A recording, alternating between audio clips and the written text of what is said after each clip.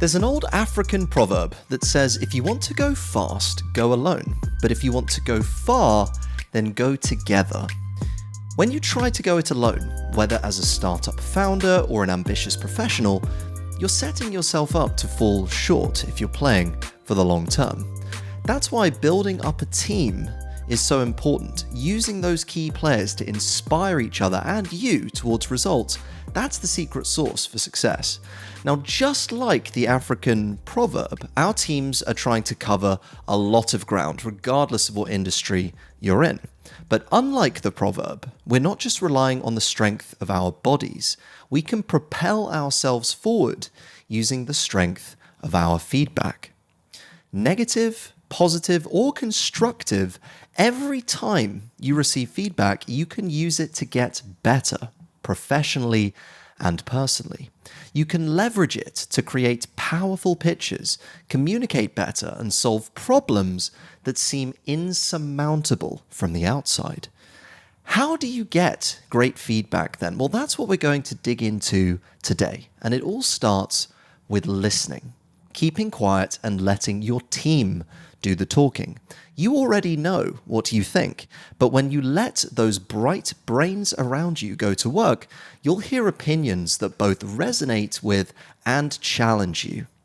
On today's episode, we'll be taking a deep dive into giving and receiving feedback, and we'll learn why authenticity cuts through the professional and personal, and how to use these skills to deliver a great pitch that puts your audience first.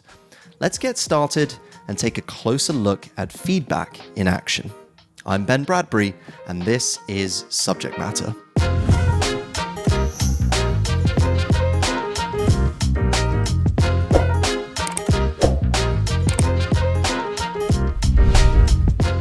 Let me ask you something. When was the last time you received really great feedback? Often, we equate positive feedback with hearing what we want to hear, being congratulated on a job well done, or the boss patting us on the back and letting us know that they liked our project. And don't get me wrong, while it's absolutely right to recognize your team for what they've achieved from time to time, I've got to challenge this constant appreciation culture that some companies are prone to. Praise alone does not build skills or lead to professional and personal development. It can build a measure of confidence, yes, but it's not skill building. Now, on the other side of the coin, negative feedback sits, and that can send us into a spiral of resentment, even when those comments were made in a constructive way. Remember that people don't leave companies, they leave managers. And if they're taking their manager's feedback personally, they're going to fail to stop the learning, and they're going to feel like they're not growing. So on the one hand, feedback can be fluffy and meaningless if it's delivered too often without intent. And on the other hand, it can be a cruel emotional blow. So how do we balance this? Well, there's one factor we can use to deliver feedback well, and that is humility. Delivering great feedback starts with a change in mindset. And so instead of using feedback to puff up someone's ego or tear them down, see it as a tool that you can use to build confidence. When you strip away ego from your feedback, what you're left with is a real data point that can positively impact someone.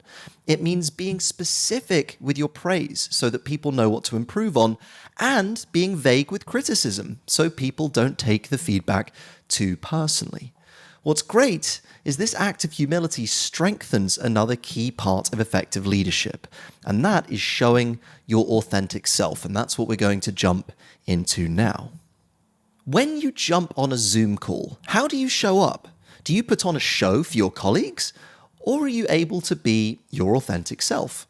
No one likes to learn that you've been faking it. And this kind of inconsistency kills trust before it's begun to build. But when you lead with authenticity, the relationships you build can start to compound. For me, that means being consistent both with my colleagues, my friends, and my family. I want to be the Ben that you see at work and outside of work with my friends. There needs to be that consistency. Here's a great example of authenticity in action from Eleanor Hagland. Eleanor is the CEO of Alliance, incredibly smart lady, and she shared this with me on the last episode of Subject Matter. Eleanor told me that she was pitching an idea to a business connected to the treatment of Alzheimer's patients. The interviewer paused the interview and asked Eleanor why she cared so much about the issue. At first, Eleanor jumped into her pitch by sticking to the raw data. But eventually, she realized that it was only when she shared her family's experience of caring for loved ones with Alzheimer's that her pitch really hit home. It stuck because Eleanor brought out her authentic self and shared that personal story that made Alzheimer's matter to her in the first place.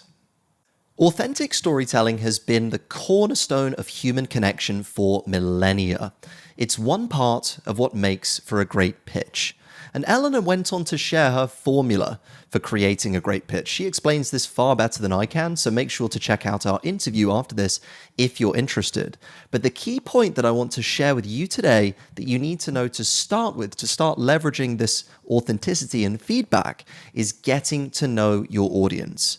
Why? Because getting to know your audience starts with knowing the right feedback. You've got to listen to your audience's pain points. You've got to uncover their values. Ask yourself, how do they see the world? No one cares what you can do, but everyone cares what you can do for them. And once you know them, once you know your audience, be prepared to adapt your tone of voice to the audience that you're talking to. Your message may stay the same, but you've got to be brave enough to adapt that tone of voice. Because when you do that and when you adjust your audience's values and their pain points, you're giving yourself space to create a message that's really going to resonate with them. So can you learn to take feedback less personally? Well, personally, I think you can.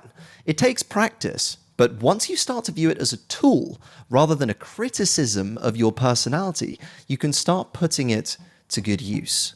And listening with an open mind is a key part of this process. You might not agree with the feedback, but you've got to ask yourself, is there anything being said that you can take away and put to good use, even if it antagonizes a part of your brain? Remember, those ideas that antagonize you might be the thing you're missing for the next version of yourself to grow. And the thing is that feedback can make you feel vulnerable, but in my experience, great feedback is the number one way that teams build strong relationships.